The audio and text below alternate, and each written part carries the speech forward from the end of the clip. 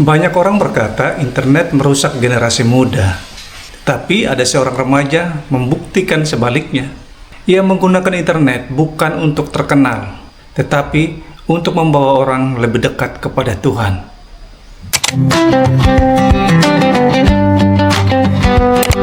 Di zaman internet seperti sekarang ini, banyak orang percaya teknologi semakin menjauhkan manusia daripada Tuhan. Media sosial dipenuhi hiburan, internet sering dianggap sebagai tempat distraksi. Namun ada seorang remaja yang membuktikan sesuatu yang sebaliknya. Namanya Carlo Acutis. Ia lahir pada 1991 di London, kemudian ia dibesarkan di Milan, Italia. Ia hidup seperti remaja pada umumnya. Ia suka komputer, ia suka video game, dan ia menyukai teknologi. Namun bagi Carlo, internet bukan tempat untuk hiburan.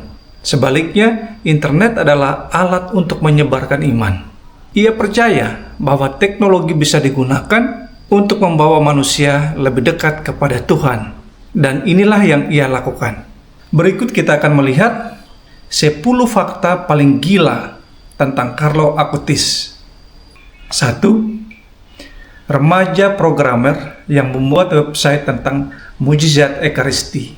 Di usia remaja, Carlo membuat website yang mendokumentasikan tentang mujizat Ekaristi di seluruh dunia. Website itu kemudian dipakai oleh gereja-gereja di berbagai negara.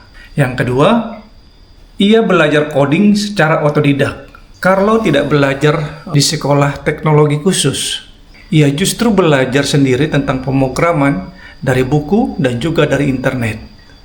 Yang ketiga, Carlo hampir setiap hari menghadiri perayaan misa atau Ekaristi. Sejak kecil, Carlo rutin menghadiri misa hampir setiap hari. Ia bahkan pernah berkata, Ekaristi adalah jalan tol menuju surga. Keempat, ia membantu orang miskin secara diam-diam. Carlo diketahui diam-diam menggunakan uang sakunya untuk membantu para tunawisma yang ia temui di jalanan. Tidak hanya itu, ia juga kerap kali membawa makanan untuk mereka. Kelima, Carlo membatasi waktu bermain game.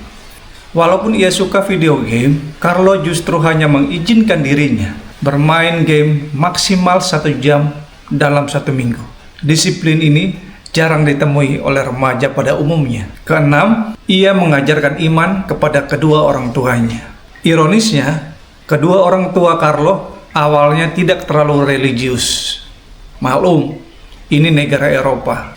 Dan Carlo justru membawa keluarganya hidup lebih dekat pada persoalan iman. Yang ketujuh, Carlo sangat mencintai orang-orang yang tersisih. Atau bahasa lain, option for the poor. Ia diketahui sangat ramah, terkhusus kepada teman-temannya yang sering mendapat bulian. Dari sana, Carlo selalu mencoba untuk membela mereka. Kedelapan, ia wafat pada usia 15 tahun. Pada 2006, Carlo didiagnosis mengalami leukemia yang berkembang sangat cepat. Usianya baru 15 tahun. Kesembilan, ia mempersembahkan penderitaannya. Ketika sakit, Carlo berkata bahwa ia mempersembahkan penderitaannya untuk gereja dan juga untuk paus. Ini merupakan bentuk dari iman yang sangat dalam dari seorang remaja. Dan yang ke-10, ia menjadi santo di era digital. Pada 2020, ia dinyatakan beato oleh Paus Fransiskus. Ia sering disebut sebagai santo milenial atau santo pertama dari generasi internet. Ketika Carlo meninggal pada 2006, banyak orang terkejut. Ia masih sangat muda, namun kisah hidupnya mulai menyebar di seluruh dunia. Pameran tentang mujizat Ekaristi yang ia buat, ia dokumentasikan, telah diperlihatkan oleh berbagai gereja di berbagai negara. Dan dari sana, banyak orang mulai melihat sesuatu yang luar biasa terjadi.